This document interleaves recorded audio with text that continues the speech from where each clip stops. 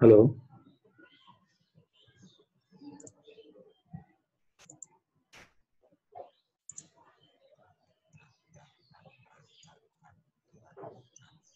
আসসালামু আলাইকুম স্যার।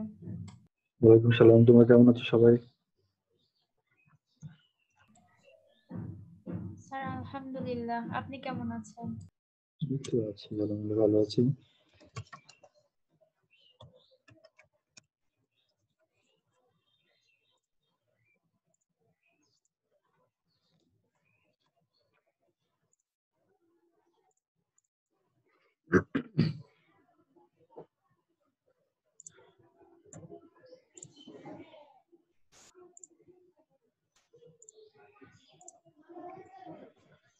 আচ্ছা, তো আজকে আমাদের ক্লাসটা হওয়ার কথা ছিল না। আমাদের শিডিউল ক্লাস হচ্ছে সামনে বৃহস্পতিবার হওয়ার কথা আর কি, 10টা 15-তে।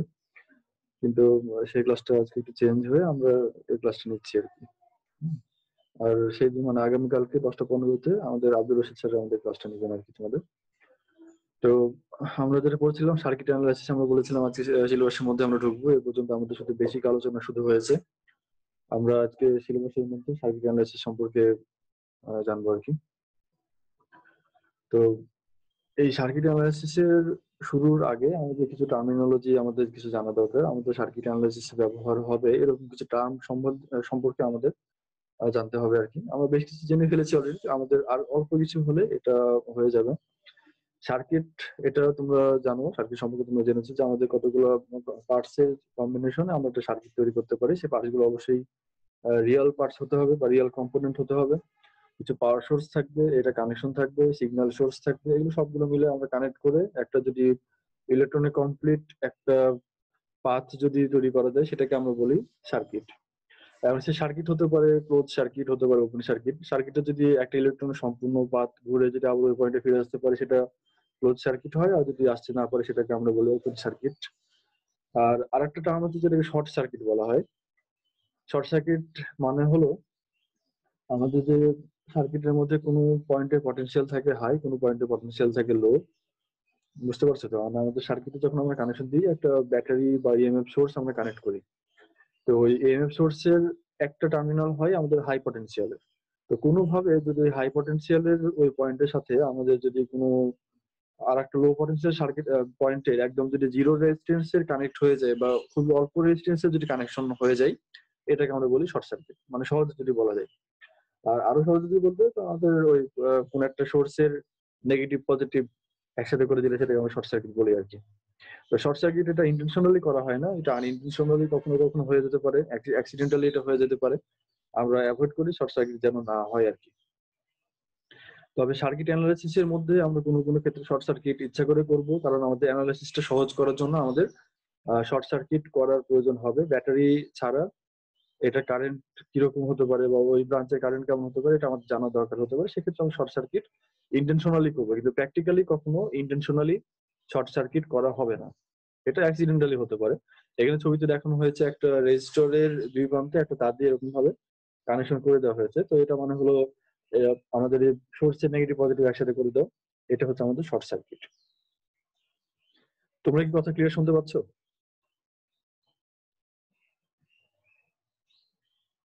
জি স্যার।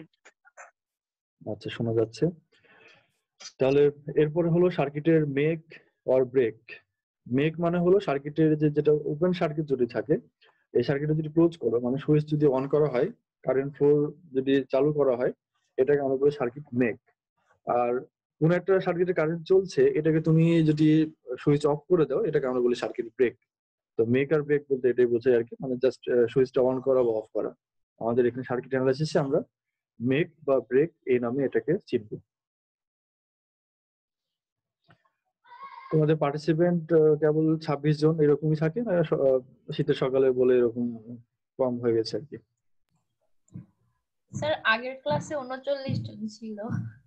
39 জন আর জি। 27 জন? আচ্ছা, তাহলে আরো আসবে মনে হয়। যাক, আমরা আগে এগিয়ে যাই আর কি। আমাদের তাহলে এরপর হলো স্কেমেটিক। স্কেমেটিক ডায়াগ্রাম, আমরা বলেছিলাম যে সার্কিট অ্যানালাইসিস আমাদের ডায়াগ্রাম দুই রকম হতে পারে। একটা হচ্ছে ব্লক ডায়াগ্রাম আর একটা হচ্ছে আমাদের স্কেমেটিক ডায়াগ্রাম। ব্লক ডায়াগ্রাম মানে হলো আমাদের যে যে পয়েন্টগুলো আছে, মানে আমাদের যে অংশগুলো আছে সার্কিটের, আমাদের বিভিন্ন ব্লক অনুযায়ী ভাগ করে যদি ডায়াগ্রাম আঁকানো হয়, এটাকে আমরা বলি ব্লক ডায়াগ্রাম। আর সার্কিটের ডিটেলস কম্পোনেন্ট সহ কম্পোনেন্টের পার্টসগুলো কোথায় কার সাথে কানেক্টেড, এগুলো নিয়ে যদি আমরা ডায়াগ্রাম আঁকাই, সেটাকে আমরা বলি স্কেমেটিক ডায়াগ্রাম। আচ্ছা, তারপরে হচ্ছে এলিমেন্টস। এটা তোমরা জানো, এলিমেন্ট সম্পর্কে আমরা পড়েছি যে বিভিন্ন যে কম্পোনেন্ট গুলো আমরা এই পর্যন্ত যতগুলো দেখেছি আর কি, সবগুলো কম্পোনেন্টই সার্কিটে যখন ব্যবহার হবে, এগুলো এক একটা সার্কিট এলিমেন্ট হিসেবে গণ্য করা হবে আর কি। সার্কিট এলিমেন্টের সিম্বল কি কি হয়, সিম্বল গুলো আমরা দেখেছি, এটা তো অল্প কিছু দেখানো হয়েছে, আমরা ডিটেলস আগে পড়ে ফেলেছি অলরেডি। লাইন বলতে এখানে আমরা যে একটা লাইন যদি টানি, সেই লাইনটা এখানে বোঝাবে একটা ওয়্যার, এবং সেই ওয়্যারটার রেজিস্ট্যান্স হবে 0। আমরা যখন কোনো সার্কিট আঁকাবো, সার্কিট আঁকানোর সময় আমরা বিভিন্ন যে তার টানি, মানে যে লাইন দেখাই আর কি, সেই লাইনগুলো হলো এক একটা ওয়্যার বোঝাই, এবং ওয়্যার গুলো আমরা ধরে নিই এটা আইডিয়ালি 0 রেজিস্ট্যান্স, কিন্তু প্র্যাকটিক্যালি তো আসলে 0 রেজিস্ট্যান্স হয় না, এটা মিনিমাম যত রেজিস্ট্যান্স করা যায়। এটা সাধারণত কপার ব্যবহার করা হয়, আমরা জানি। কপার, অ্যালুমিনিয়ামে কোনো কোনো ক্ষেত্রে ব্যবহার করা যেতে পারে, তবে অ্যালুমিনিয়ামের এমনি রুম টেম্পারেচার রেজিস্ট্যান্স এটা কপারের থেকে বেশি। তো সে কারণে অ্যালুমিনিয়ামকে অ্যাভয়েড করে আমরা মোটামুটি কপারই সাধারণত ব্যবহার করি, তবে অ্যালুমিনিয়াম কম খরচের জন্য অনেক সময় এটা পপুলার হচ্ছে আর কি আস্তে আস্তে। তারপরে হচ্ছে ডট। আমরা সার্কিট অ্যানালাইসিসে ডট বলতে বোঝাচ্ছে যে সার্কিট যেখানে কানেকশন হয়েছে। দেখো এখানে আমাদের কতগুলা ফিগার দেখা যাচ্ছে, তোমরা দেখতে পাচ্ছ কিনা। এই যে একটা তার এরকম ভাবে গেছে, আরেকটা তার এরকম ভাবে আসছে, এটা বোঝাচ্ছে যে এই তারটার সাথে এই তারটা কানেকশন হয়েছে, এখানে কানেকশন হয়েছে। তবে এটা খুব ভালো ওয়ে না এটা দেখানোর জন্য। আমরা এটা দেখানোর জন্য কি করবো, এখানে ডট দিতে পারি, মানে যে পয়েন্টে কানেকশন হয়েছে এই কানেকশনটা বোঝানোর জন্য ডট দিতে পারি। আর যদি এরকম ভাবে কানেকশন হয়নি এটা চলে যায়, তাহলে এটা সাধারণত বোঝায় যে কানেকশন হয়নি, এটা সাধারণত বোঝায় কানেকশন হয়নি। তবে অনেক ক্ষেত্রে আবার এটা অনেক জায়গাতে এইভাবে দিয়েও কানেকশন হয়েছে বোঝায়। তবে ভালো প্র্যাকটিস হলো যেখানে কানেকশন হয়েছে এখানে এরকম ডট দেখানো, আর যদি কানেকশন না হয় তাহলে এখানে ডট না দেখানো। তবে যদি এটা দিয়ে যদি কানেকশন বোঝানো হয়, যে এটা মানে কোনো একটা সার্কিট ডায়াগ্রামে যদি এটা দিয়ে কানেকশন বোঝানো হয়, তাহলে এটা দিয়ে আবার ডিসকানেক্ট বোঝাতে হবে। একটু ভালো করে খেয়াল করো, আমরা যদি এই সি দিয়ে আমরা যদি কানেকশন বোঝাই, মানে সি এ যেভাবে আঁকানো আছে এটা যদি বোঝায় যে এডিটর তার কানেকশন হয়েছে এই পয়েন্টে, জাংশন পয়েন্ট, তাহলে এই এটাকে জাংশন যেখানে হয়নি, যেখানে পয়েন্টটা কানেক্ট হয়নি যেখানে, এটাকে আমরা এইরকম ভাবে দেখাবো আর কি। আর যদি কোনো সার্কিটে আমরা এই বি বি যেভাবে আছে বি এর মতো করে যদি কানেকশন বোঝাই, তাহলে সি এর মতো করে দেখালে পরে সেটা আবার ডিসকানেকশন বোঝাবে। আমরা যে কোনো একটা ফলো করতে পারি, তবে ভালো প্র্যাকটিস হলো এই যে এটা ডট দিয়ে। আর কোনো কোনো মানে স্ট্যান্ডার্ড নিয়ম হলো যে এরকম ভাবে যদি একটা ডট যদি এরকম ভাবে পাশাপাশি যায়, তাহলে সেটা আবার ডিসকানেকশন বোঝায়। তবে এটা সব জায়গাতে না, আমরা এটা ভালো হয় যে ই আর এফ এটা অ্যাভয়েড করি। আমাদের প্রথম থেকে এই ডি পর্যন্ত থাকলে মোটামুটি হয়ে যাবে। আচ্ছা, তারপর হচ্ছে রেফারেন্স ডেজিগনেটর। আমরা রেফারেন্স ডেজিগনেটর মানে হলো যে আমরা যে সার্কিট এলিমেন্ট গুলো ব্যবহার করি, সেই সার্কিট এলিমেন্টের আলাদা আলাদা নাম দেওয়া, ডেজিগনেট করা আর কি। তো এখানে দেখো রেজিস্ট্যান্স আছে হলো একটা দুইটা, দুইটা রেজিস্ট্যান্সের আলাদা আলাদা একই ভ্যালু 4.7 কিলো ওহম, এটা 4.7 কিলো ওহম, এবং তার সাথে লাগানো আছে যে R1, এটা R2। এই R1 টা হচ্ছে এই রেজিস্টরের রেফারেন্স ডেজিগনেটর, এবং এই R2 হচ্ছে এই রেজিস্টরের রেফারেন্স ডেজিগনেটর। তো এই রেফারেন্স ডেজিগনেটরটা হচ্ছে ইউনিক একটা নেম হবে। এগুলো যতগুলো রেজিস্টার, সবগুলো রেজিস্টারের সাথে আর থাকবে, তবে যে নাম্বারিং যেটা আছে 1 2, মানে R1 R2 R3 এরকম ভাবে Rn পর্যন্ত যে কোনো ভ্যালু এখানে হতে পারে। তবে এই রেফারেন্স ডেজিগনেটর দিয়ে এটার অ্যাকচুয়াল ভ্যালু কত সেটা বোঝা যাবে না। সার্কিটে এটা বোঝানো যাবে যে এটা একটা রেজিস্টার, এটা এত এত নাম্বার একটা রেজিস্টার, এটা বোঝানো যাবে। এবং এই অত নাম্বার রেজিস্টারের ভ্যালু কত, এই ভ্যালু কতর জন্য আমাদের তখন যেতে হবে ওটা সার্কিট ডায়াগ্রামের মানে স্কিমেটিক ডায়াগ্রাম আর কি। তো এই R1 যেটা এই রেজিস্টারের যে রেফারেন্স ডেজিগনেটর, এটার ভ্যালু হচ্ছে 4.7 কিলো ওহম। R2 এর জন্য 4.7 কিলো ওহম। দেখো দুটোর ভ্যালু সমান 4.7 কিলো ওহম। কিন্তু হ্যাঁ, একটা একটা রেজিস্টরের মানে একাধিক রেজিস্টরের ভ্যালু একটা সার্কিটের সমান হতে পারে, একই হতে পারে। তবে এটা যে রেফারেন্স ডেজিগনেটর, যেটা আলাদা আলাদা নাম, এটা অবশ্যই ইউনিক হতে হবে। মানে এই যে নামগুলো ইউনিক হবে, তবে ভ্যালুটা একই হতেও পারে নাও পারে সার্কিট ডায়াগ্রাম অনুযায়ী। একই রকম ভাবে ক্যাপাসিটরের জন্য C6, এখানে যদিও 6টা ক্যাপাসিটর নাই, তবে কোনোভাবে আরো হয়তো এখানে সাইডে কোনো পার্টস আছে, সবগুলো মিলে এটা হতে পারে 6 নম্বর ক্যাপাসিটর। এবং 6 নম্বর ক্যাপাসিটরের ভ্যালুটা হচ্ছে আমাদের 2 মাইক্রোফ্যারাড। তারপরে আসছে হলো নোড। নোড মানে হলো কতগুলা কানেকশনের একটা জাংশন বলতে পারো আর কি, মানে কতগুলো তারের একটা জাংশন, যে পয়েন্টে সবগুলো কানেক্ট হয়েছে, এই পয়েন্ট হচ্ছে একটা নোড। এখানে একটা নোড, মানে নোড কি করে বলছে যে এখান থেকে একটা তার আসলো, এখান থেকে একটা তার আসলো, সবগুলো তার মিলে একটা পয়েন্টে যুক্ত হলো, এটা হচ্ছে যে এই তারগুলো সবগুলো মিলে একটা নোড। আচ্ছা, এখন এই নোড এটা এরকম ভাবে পয়েন্ট নোডও হতে পারে, আবার ডিস্ট্রিবিউটেড নোডও হতে পারে। যেমন এখানে ডিস্ট্রিবিউটেড নোড যদি হয়, দেখো এই একটা রেজিস্টার যদি আমরা ধরি, এটা এরকম ভাবে যাচ্ছে সবগুলো, দেখো এই সার্কিট আর এই সার্কিটের মধ্যে কোনো পার্থক্য নাই। এখানে এবিসিডি পাঁচটা আছে, এখানেও এবিসিডি পাঁচটা রেজিস্টার আছে, এর সবগুলো পয়েন্ট একটার সাথে কানেক্টেড, এটারও সবগুলোর মানে একটা টার্মিনাল করে একটা পয়েন্টে কানেক্টেড। এবং এই পয়েন্ট গুলো কিন্তু আর এখানে একটা নাই, মানে এরকম ভাবে ইউনিক একটা কোনো পয়েন্ট এখানে নাই, পয়েন্ট গুলো এরকম ভাবে আলাদা আলাদা ডিস্ট্রিবিউটেড অবস্থায় আছে আর কি। তাহলে এরকম ধরনের নোড হলে পরে সেটাকে আমরা ডিস্ট্রিবিউটেড নোড বলি, আর এটা হচ্ছে আমাদের একসাথে থাকলে সেটা হচ্ছে পয়েন্ট নোড। কারো সমস্যা হলে বলবা, তাড়াতাড়ি হলে বলবা। আমাদের টার্মিনোলজি সম্পর্কে আমরা অনেক ক্লাস অলরেডি ব্যয় করে ফেলেছি, আমরা এটা বেশি সময় ব্যয় করতে চাচ্ছি না এটাই। আচ্ছা, তো এই আর কি। তাহলে এই যে সার্কিটটা দেখছো, এই সার্কিটে কয়টা নোড আছে কেউ বলতে পারবা? এই সার্কিটে আমাদের কয়টা নোড আছে কেউ বলতে পারবা কি? নোড মানে হলো যে পয়েন্ট গুলো নিয়ে আমাদের কানেকশন হয়েছে আর কি, মানে কোনো একটা পার্টসের কোনো টার্মিনাল গুলো যে পয়েন্টে কানেকশন হয়েছে। আবার এখানে দেখাই, এই যে এটা সবগুলো মিলে এটা হচ্ছে একটা নোড, এটা এরকম ভাবে কানেকশন হয়েছে, এটা কিন্তু একটাই পয়েন্ট এবং সবগুলো পয়েন্টে তার পটেনশিয়াল এক। তো যেসব পয়েন্টে তার পটেনশিয়াল এক, এইটা হচ্ছে তার একটা নোড। এটা সবগুলো যদি পটেনশিয়াল এক, তাহলে এটা একটা নোড। এটা সব থেকে ভালো বোঝার উপায়, যে আমাদের ওই নোড যদি হতে হয় তাহলে নোডের প্রত্যেকটা পয়েন্টে আমাদের পটেনশিয়াল সেম থাকবে। তো সেই হিসাবে আমাদের এই সার্কিটটাই নোড কয়টা কেউ একটু বলতে পারবে কি?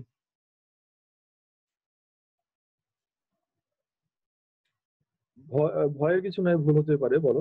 তাহলে সমস্যা নেই। 2 নোট আছে। কয়টা? 3টা নোট। 2টা। দুইটা। আচ্ছা, দুইটা নোড নাই, তিনটা নোড আছে। আর 3টা নোড নোট। কয়টা আছে আমাদের এখানে ক্লু অলরেডি দেওয়া আছে আর কি। দেখো এই যে এটা একটা নোড, কালারিং করা আছে, বুঝছো? এটার পটেনশিয়াল একই, তাহলে এটা একটা নোড। এটার পটেনশিয়াল একই, তাহলে এটা 2 নম্বর নোড।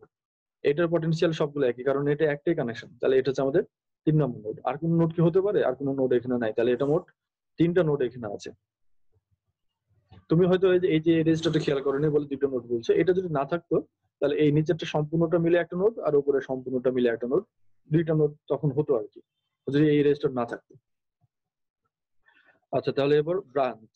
আমাদের সার্কিট অ্যানালাইসিসে আমাদের ব্রাঞ্চের কতগুলো আসবে, ব্রাঞ্চ, নোড, লুপ এগুলো আসবে।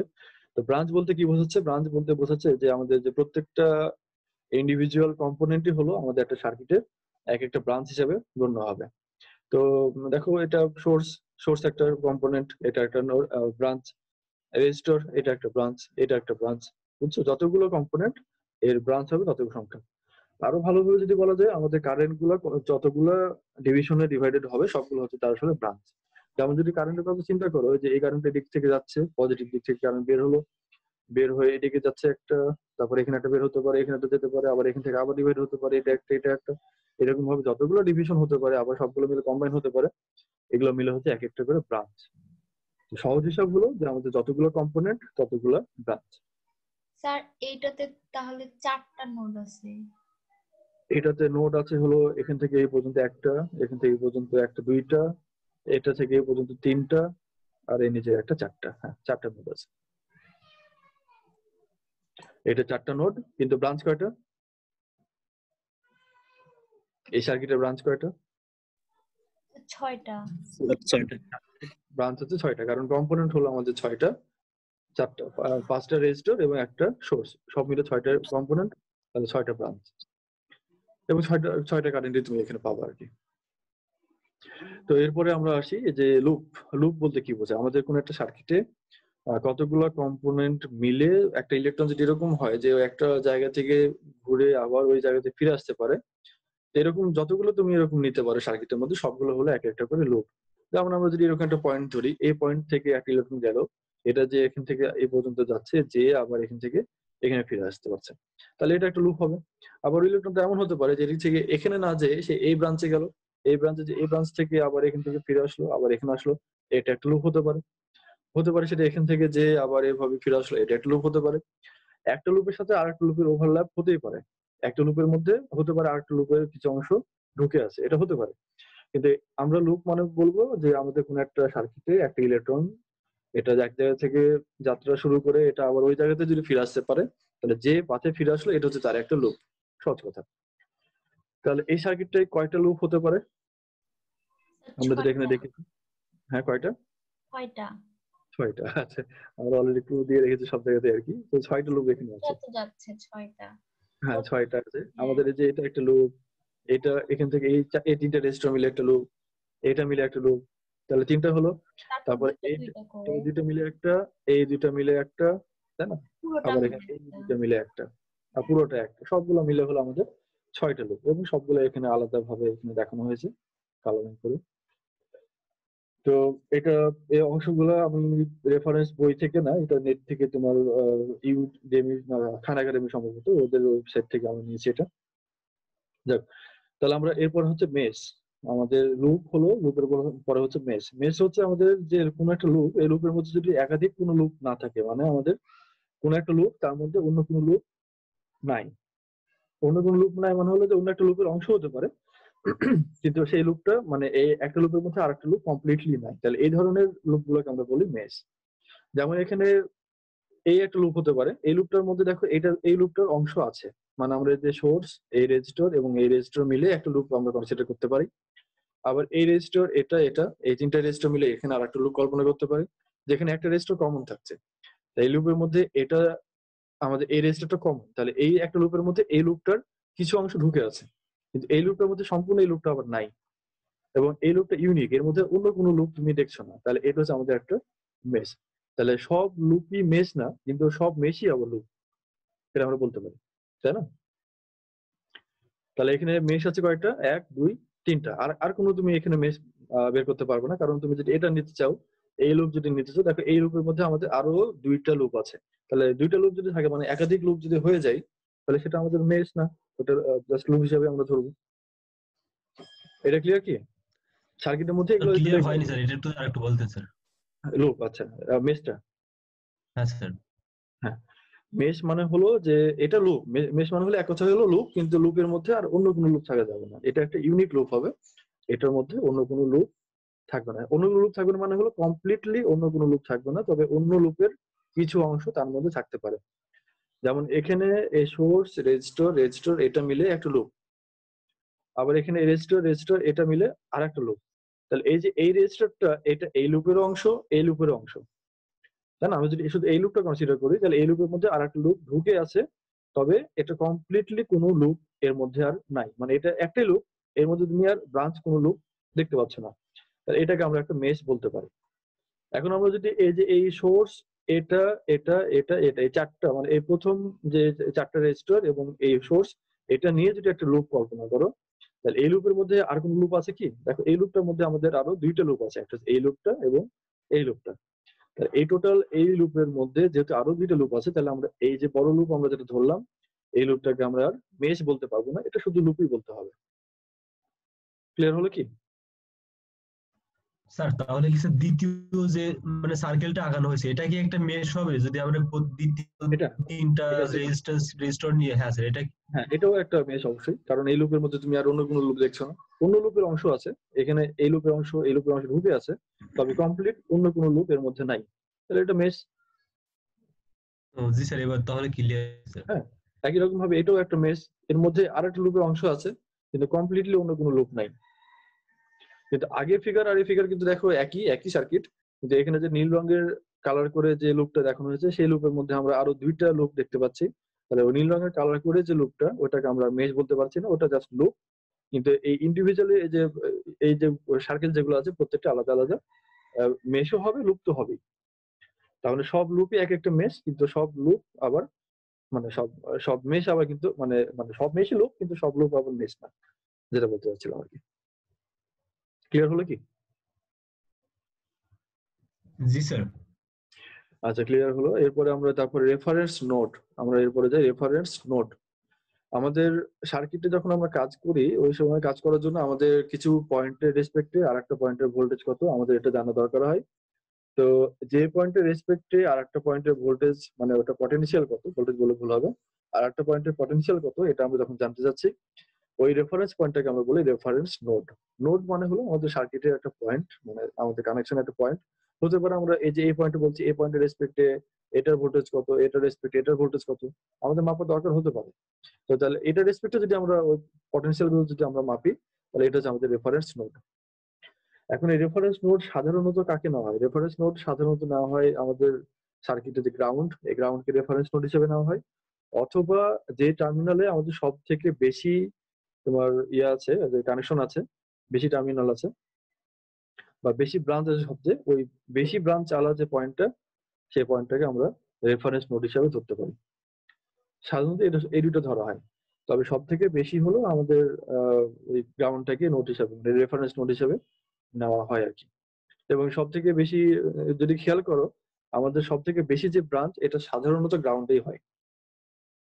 সার্কিট গুলো খেয়াল করবো যে আমাদের যে সব থেকে যে বেশি ব্রাঞ্চ, বেশি ব্রাঞ্চের টার্মিনাল গুলো সাধারণত গ্রাউন্ডে হয়। যখন এই সার্কিটে যদি খেয়াল করো, এখানে সব থেকে বেশি ব্রাঞ্চ কোথায় আছে? ধরো এই পয়েন্টে যদি আমরা ধরি, এই নোডে আমাদের ব্রাঞ্চ হলো 3টা, এই নোডে ব্রাঞ্চ হচ্ছে আবারও 3টা, এই নোডে ব্রাঞ্চ 2টা, এই নোডে ব্রাঞ্চ 1টা 2টা 3টা 4টা। বুঝছো? গ্রাউন্ডে আমাদের সাধারণত সব থেকে বেশি ব্রাঞ্চ থাকে আর কি।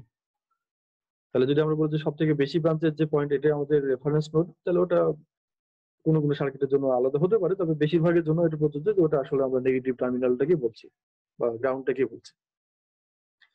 আর গ্রাউন্ড বলতে কি বোঝায় এটা আমরা অলরেডি বলেছি। গ্রাউন্ড দেখতে অনেকটা এরকম, আমরা আসলে এটা জিরো রেফারেন্স, জিরো ভোল্টেজ আর কি, জিরো পটেনশিয়াল। তো জিরো পটেনশিয়ালের রেসপেক্টে আমরা অন্য পটেনশিয়াল গুলো আমরা মাপি, এবং গ্রাউন্ড আমাদের কোনো কোনো ক্ষেত্রে দরকার হয়। অনেক সময় দেখবো যে বাসা বাড়িতে মিটারের নিচে এরকম ভাবে কিছু রড মাটিতে পুঁতে রাখা হয় এবং তার সাথে একটা কানেকশন উপরে চলে আসে।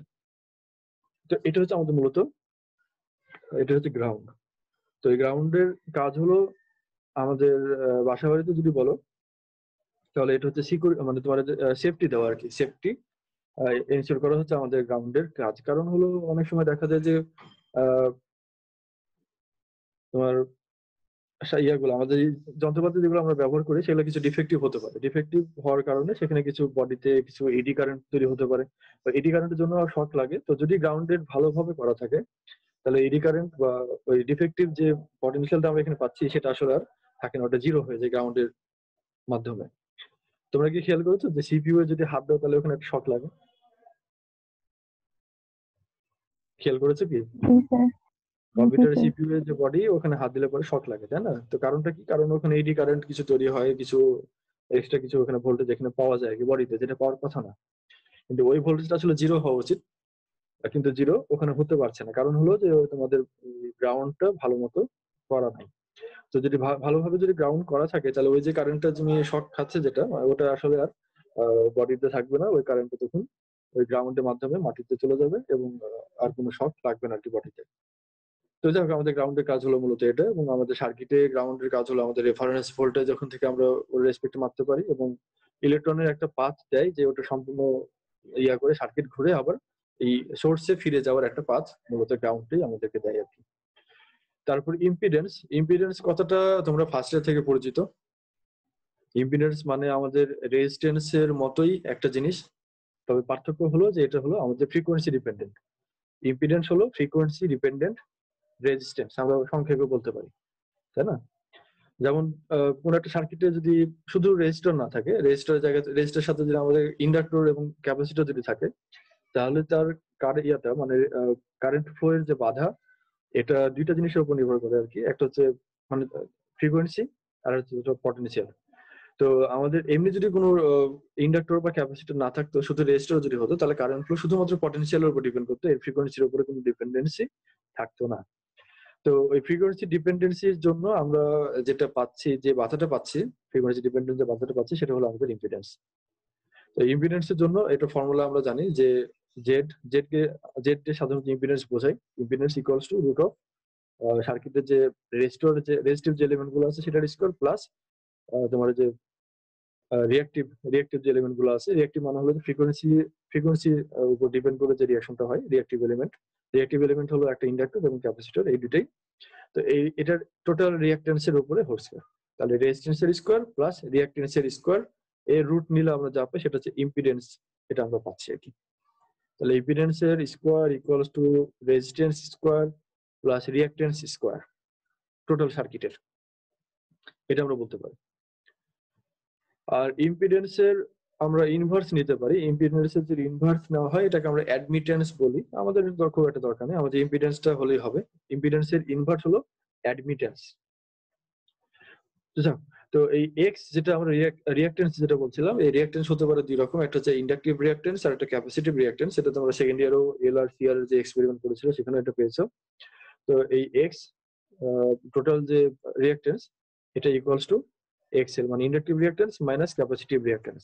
এখানে মাইনাস কেন হলো? আসলে মাইনাসটা আমরা জানি যেটা হলো আমাদের মূলত এটা কি বলা হয়, ইমাজিনারি কোয়ান্টিটি এখানে একটা আছে আর কি, তাই না? এখানে আসলে এটা হলো আমাদের জে ওমেগা এল, এক্সেল হচ্ছে আমাদের জে ওমেগা এল, আর এক্সি হয় 1/j ওমেগা সি।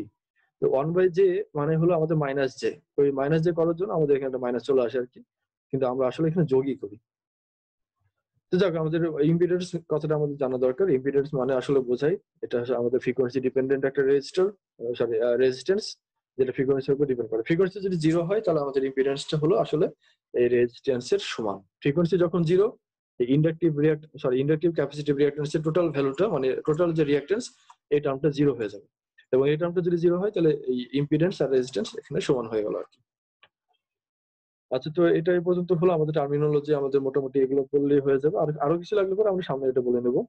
এখন আগের কিছু আমাদের জানা লাগবে, প্রিভিয়াস নলেজ কিছু লাগবে, সেটা হচ্ছে কারশফস ল।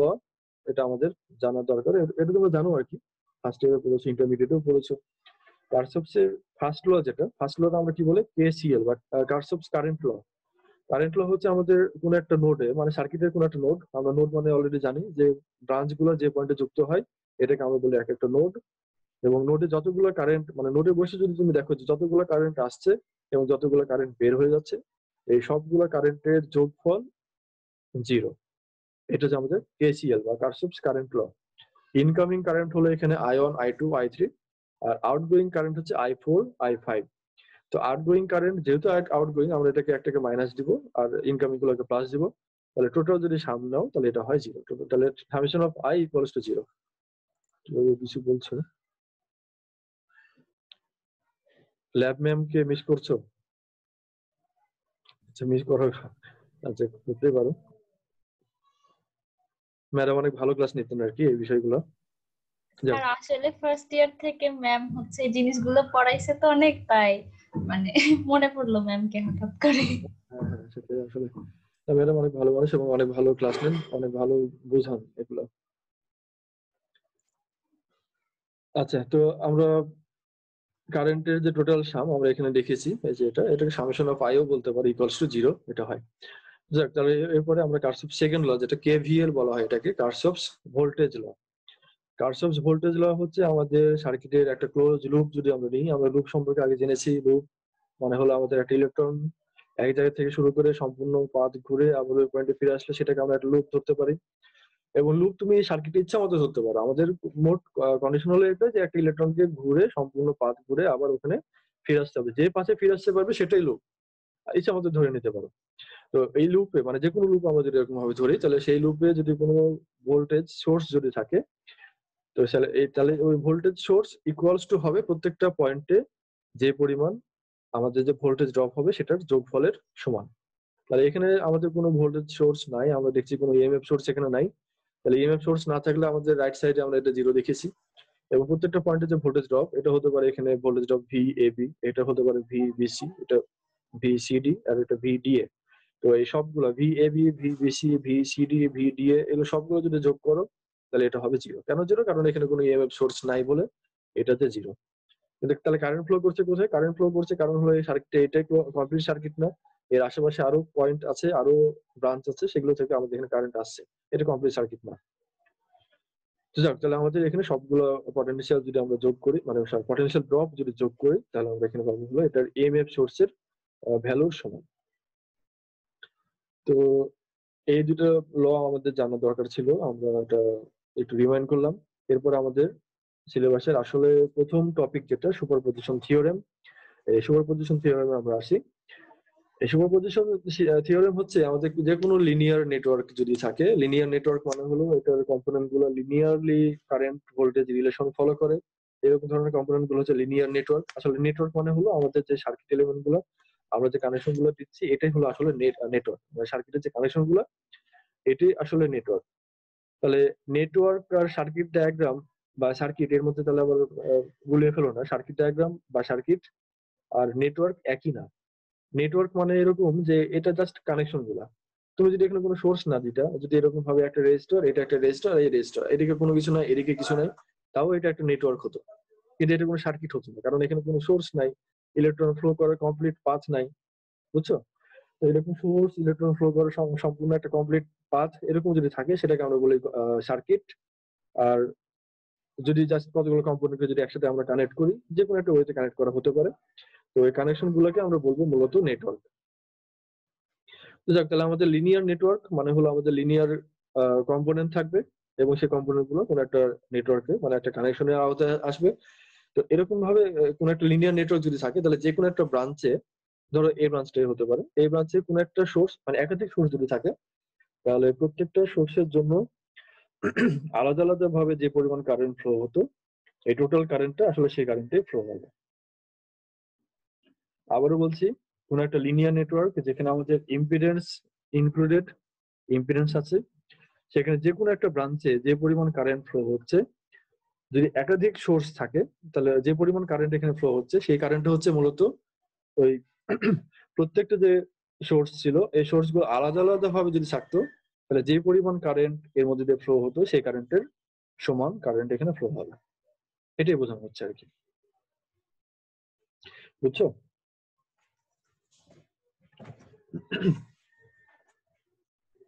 কারো কোনো প্রবলেম?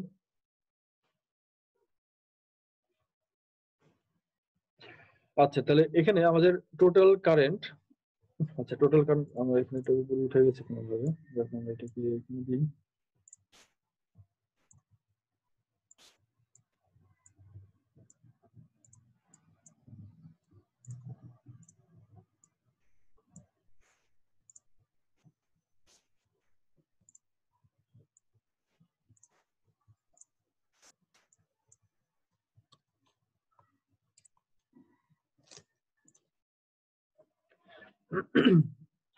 আচ্ছা, তোমরা দেখতে পাচ্ছ কি আমাদের টোটাল কারেন্ট হচ্ছে এখানে আই, এই ব্রাঞ্চে টোটাল কারেন্ট আই, এই কারেন্টটা ফ্লো হচ্ছে আর কি। জেড জেড থ্রি যে ইয়েটা আছে, ইম্পিডেন্স যেটা আছে, এই ব্রাঞ্চ দিয়ে আমাদের টোটাল আই কারেন্ট ফ্লো হচ্ছে। আর আই অন হচ্ছে শুধুমাত্র এই সোর্স যদি থাকে, এই সোর্সটা যদি শর্ট সার্কিট করে দিতা তাহলে যে পরিমাণ কারেন্ট এর মধ্যে ফ্লো হতো সেটা হচ্ছে আয়ন। একই রকম ভাবে এই সার্কিটকে মানে এই যে সোর্স এটাকে শর্ট সার্কিট করে দিয়ে শুধুমাত্র এই সোর্সের জন্য যদি ফ্লো হতো তাহলে যে পরিমাণ ফ্লো হতো সেটা আই টু। তো এই আই হচ্ছে আয়ন প্লাস আই টু, এটা হবে আর কি। এটাই বোঝাচ্ছে মানে আমাদের এখানে যে কথাটা সেটা হলো আমাদের বলছে কোনো একটা ব্রাঞ্চে যে পরিমাণ কারেন্ট ফ্লো হয় একাধিক সোর্সের জন্য আর কি, যে পরিমাণ কারেন্ট ফ্লো হয় ওই কারেন্ট হচ্ছে ওই সোর্স গুলো যে ইন্ডিভিজুয়ালি কারেন্ট ফ্লো করতো তাহলে সেই কারেন্ট গুলোর ভেক্টর সামের সমান। টোটাল ফ্লোটা হচ্ছে ওই সোর্স গুলোর আলাদা আলাদা ভাবে ইন্ডিভিজুয়াল যে পরিমাণ ফ্লো হতো এই ফ্লো গুলোর ভেক্টর সামের সমান। এটা কারো সবার কাছে ক্লিয়ার কিনা? জি সুপার স্যার। পজিশন থিওরেম মানে একটা কারেন্টের উপরে জি আরেকটা স্যার, কারেন্ট, বুঝতে পারছি। এটাই বোঝাচ্ছে আর কি।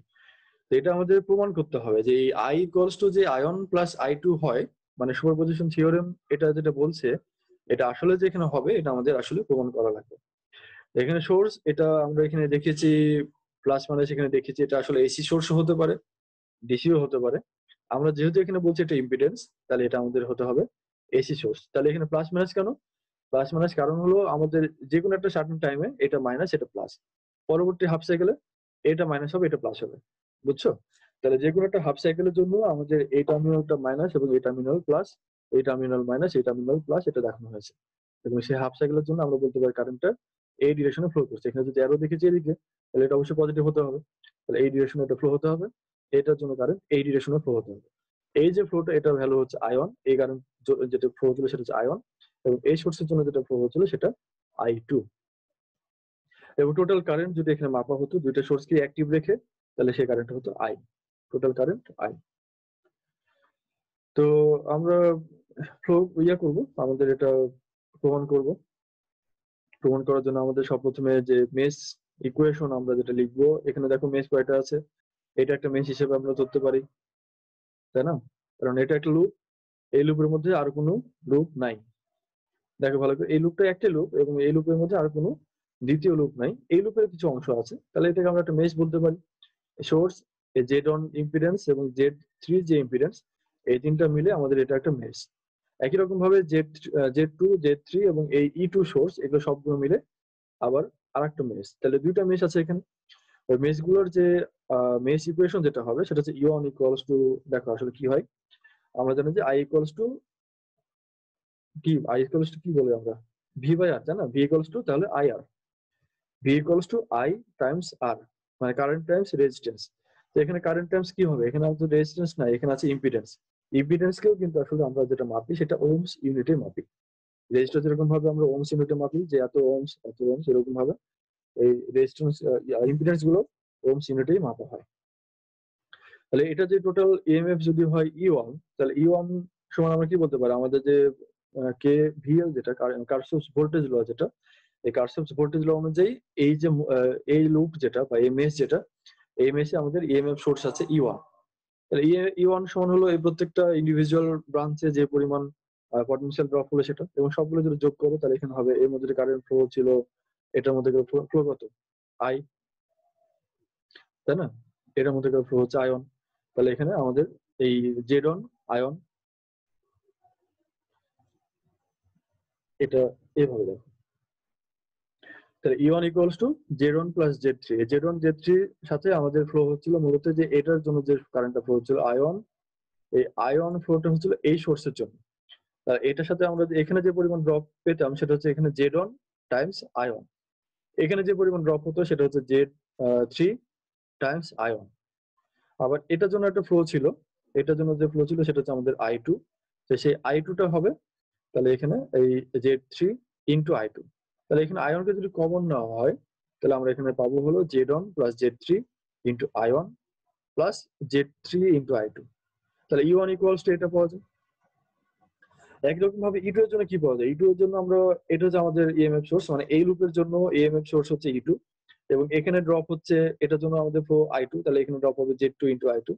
এটাতে ড্রপ হচ্ছে তাহলে এখানে Z two into Z three plus Z three into I one, কারণ এখানে আয়ন কারেন্ট এখানে কিন্তু আসছে, আমরা এখানে যে কারেন্ট গুলো পাচ্ছি সেই কারেন্ট গুলো আমাদের এখানে কনসিডার অবশ্যই করতে হবে, কারণ সোর্স দুটোই এখানে অ্যাক্টিভ। তো সোর্স যখন আমাদের দুটোই অ্যাক্টিভ তখন আমাদের দুটো কারেন্টই এখানে কনসিডার করতে হবে। এই কনসিডার করে আমরা যে মেশ ইকুয়েশন যেটা পাবো বা লুপ ইকুয়েশন যেটা পাবো, এটা হচ্ছে এই প্রথম সোর্সের জন্য ই ওয়ান ইকুয়ালস টু এটা, দ্বিতীয় সোর্সের জন্য ই টু ইকুয়ালস টু এটা। এই পর্যন্ত বুঝো নাই কে কে, না বুঝলে বলো।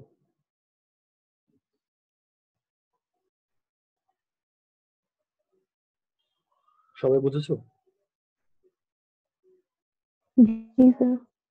আচ্ছা, সবাই বুঝেছে, খুব ভালো। তাহলে আমাদের তাহলে ই ওয়ান পেলাম হলো এই লুপটা কনসিডার করে, এবং ই টু পেলাম হলো এই লুপটা কনসিডার করে। তাহলে আমাদের এই পর্যন্ত যখন আমরা পেয়েছি, এখন আমরা একটু ক্যালকুলেট করি।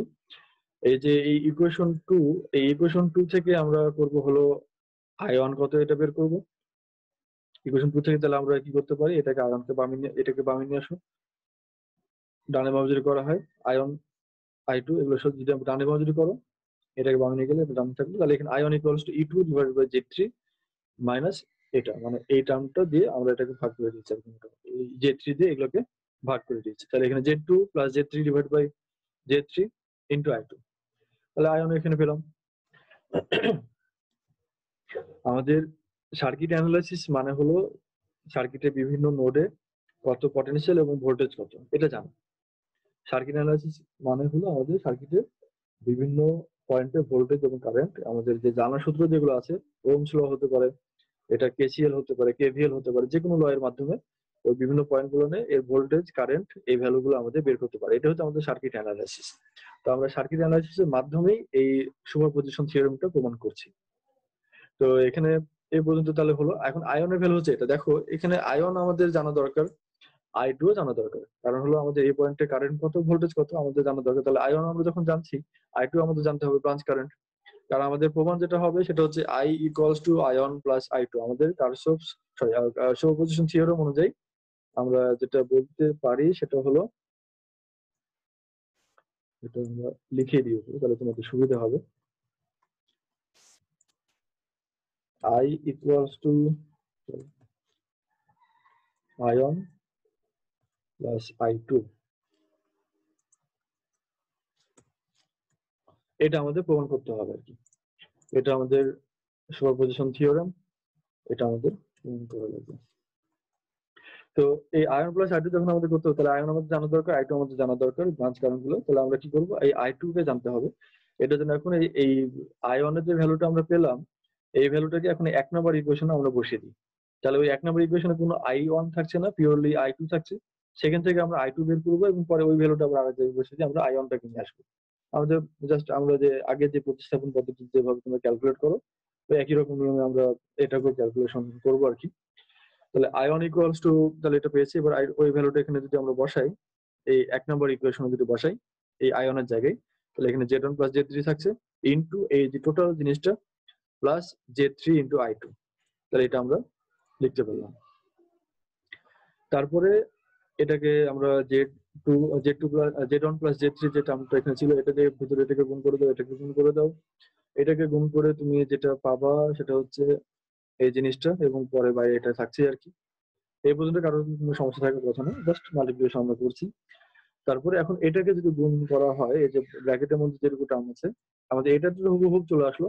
তাহলে এখন এটাকে যদি গুণ করা চলে Z1 Times Z2 plus Z1 Times Z3 plus Z3 Times Z3, এখানে তাহলে Z3 স্কোয়ার হতো একটা, আর একটা হচ্ছে Z2 ইন্টু Z3, এটা আমি পেয়েছি। তাহলে এখানে Z3 একটা স্কোয়ার থাকার কথা, Z3 স্কোয়ার এখানে একটা আছে। আবার এখানে এটাকেও আমরা এর মধ্যে নিয়ে আসছি। তাহলে Z3 কে যদি এখানে কমন নাও, তাহলে এটা আবার এখানে গুণ করতে হবে। তাহলে এখানে Z3 স্কোয়ার I2 এটা এখানে থাকছে। তাহলে এখানে ছিল Z3 স্কোয়ার, এটা হচ্ছে মাইনাস, কারণ এখানে একটা মাইনাস আছে, আর এখানে এটা প্লাস। তাহলে এখানে মাইনাস প্লাসে Z3 স্কোয়ারটা কেটে যাচ্ছে। এইভাবে আমরা টোটালি এই তিনটা টার্ম এখানে লিখতে পারছি। তাহলে এটাকে আমরা আরেকটু ক্যালকুলেট করে এটাকে আমরা করবো কি, E1 এই I2 যে টার্মটা আছে, এই I2 টার্মটাকে আমরা বামে নিয়ে আসবো, এবার সবগুলোকে ডানে পাঠিয়ে দেবো। এখান থেকে যদি আমরা I2 কে বের করে নিয়ে আসি, তাহলে এই Z1 plus Z3 into E2 divided by, এটাকে ভাগ করে দিলাম নিচে, Times E1 Z3 divide by এটা, এই টার্মটা লেখা যাচ্ছে। আমাদের ক্যালকুলেশন গুলো বোর্ডে করলে সুবিধা হচ্ছে, তাই না? এভাবে স্ক্রিনে না দেখিয়ে। জি স্যার।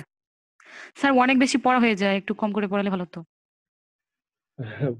এটা তো অল্প অল্প একটু আছে। যাক, তাহলে আমরা অবশ্য সময় শেষ, আমাদের আরেকটা ক্লাস আছে 11টা থেকে। তাহলে আমরা যে এই যে I2 বের করার পর্যন্ত থাক, আমরা আরো এটা যেতে পারতাম। আমাদের সময় শেষ এবং 11টা থেকে আমরা একটা রিলেটেড ক্লাস আছে, তো ওই ক্লাসটা শুরু করতে হবে। আচ্ছা ঠিক আছে, আমি স্যার তাহলে পিডিএফ দিয়ে দিলে ভালো হতো। PDF আমি দিয়ে দিই।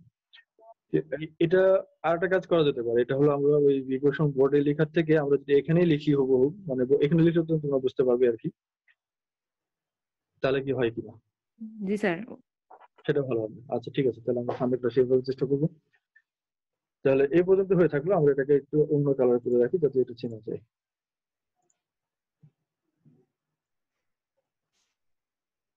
ঠিক আছে, সবাই ভালো থেকো। তাহলে কারো কোনো কোশ্চেন থাকলে বলতে পারো, অথবা আমরা মিটিং ক্লোজ করি।